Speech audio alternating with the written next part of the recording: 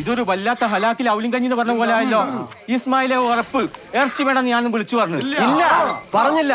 അങ്ങനെ ഒരു ടെലിഫോണിന്റെ അപേക്ഷ എനിക്ക് വന്നിട്ടില്ല. ഞങ്ങൾക്കുറപ്പ് മുക്രിക്ക് മറന്നതാ.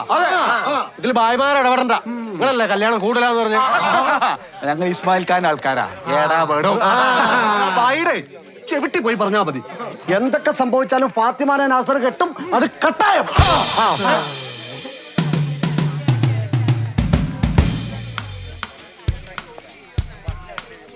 നിനക്ക് ആ പല്ലിനെ കല്ലടിച്ചെന്ന് കൊള്ളിക്കാൻ പറ്റുമോ? ഇത് വെച്ച് 10,000-ഓളം കാക്കയൊക്കെ എനിക്കാ ഈ കുഞ്ഞിപ്പല്ലി. കണ്ടോ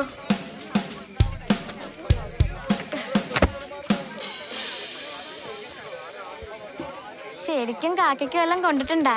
സത്യം പറയട്ടെ, എനിക്കിനി പിടിച്ചെടുക്കാൻ പറ്റില്ല. അന്ന് വിളിച്ച് ഇറച്ചി ക്യാൻസൽ ചെയ്യാൻ മറന്നോന്നൊരു സംശയം.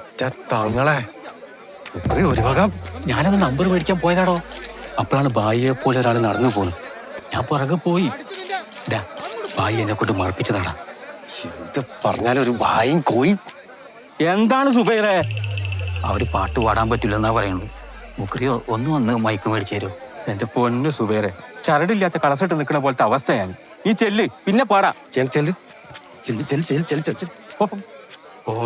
എന്താ ചെയ്യണ്ടേ? ഇതെന്ത് ചെയ്യാനാ? ഞാൻ വിളിച്ച് ക്യാൻസൽ ചെയ്ത്. പോത്തിറച്ചിയാണെങ്കിൽ സത്യം പറയായിരുന്നു. ആട്ടിറച്ചിനെ കൊണ്ട് താങ്ങൂലടോ. പടച്ചോണ്ട് പൊറുപ്പിക്കൂലേ?